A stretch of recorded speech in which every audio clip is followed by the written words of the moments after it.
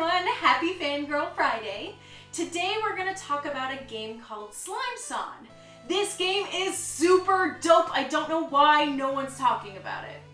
Slime Song is a 2D action platformer developed by Fabraz. You play as a slime that has had the misfortune of being gobbled up by a big worm and now must fight for survival in the belly of the beast. It's the classic tale of slime meets worm, worm eats slime, slime tries desperately not to get digested by stomach acid. Each level involves moving from one end of the stage to the other while dodging traps and enemies, navigating platforms, and grabbing tasty apples to purchase sweet upgrades. Upgrades such as new characters, cute outfits, backgrounds, and even mini-games. It's a simple concept that is impeccably executed. So here are the basics. Green is good, pink is bad. You are able to jump, dash, wall climb, phase through green mesh objects, and slow down time. One button is assigned for jumping and wall climbing, one button is for dashing, and one button is for phasing and slowing down time. The controls feel great and are easy to master. After every 25 levels, you will encounter a boss battle. These are really refreshing and challenging.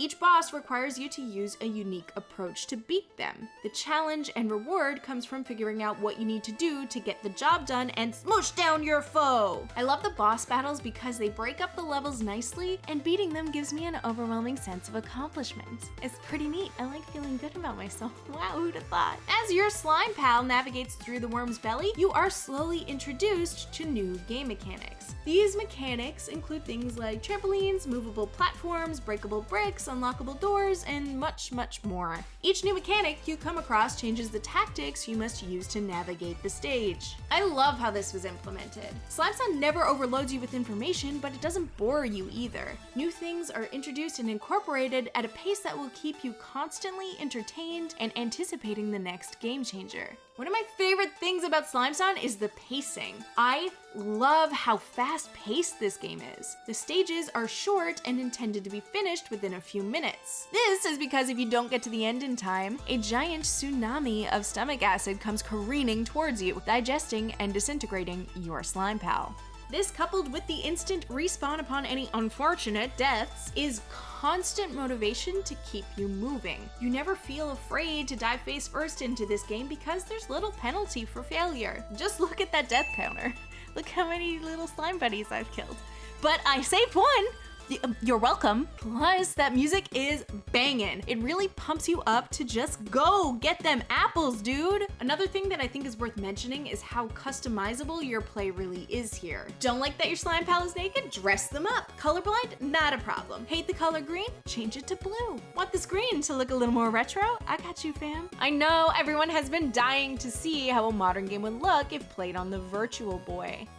We all asked for this, right? Even Slime Song himself can be swapped out for one of his gooey green pals. Each slime character has a different feel, usually one strength and one detriment. For example, Fat Song jumps higher but he walks slower, and Kawaii Song jumps higher but has more floaty controls. It's a great way of customizing your play, changing up the game feel, or trying a different tactic to conquer a particularly difficult level. Also, if you ever get incredibly stuck on a level, you can pay to skip it and move on. I really like that this game does not punish the casual players, but also provides a challenge for those who want it. But that's not all! After you've finished the main game, there's a New Game Plus mode. There is also the added replayability of going back to the levels you've beaten to collect all the apples or to beat the time trials. Or how about trying your luck at the speedrunning mode? Or if you're tired of platforming altogether, why not go shopping in Slumtown? Or go visit Slime Song's mourning family members? I'm sure that'll be a lot of fun.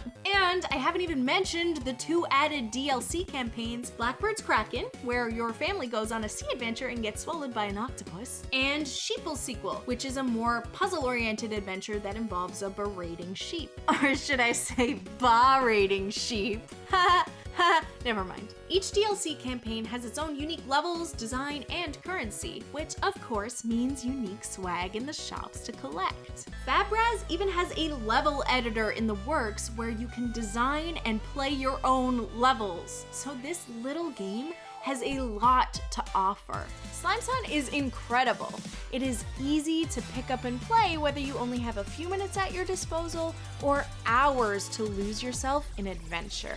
If you're into challenging platformers, this is definitely a must-have. It's available on Steam, Switch, PS4, and Xbox One, so you have no excuse not to pick it up. Thank you guys so much for watching. If you played this game, please let me know what you thought about it down in the comments below. And that's pretty much it for me. I will see you next time. Okay, I love you, bye!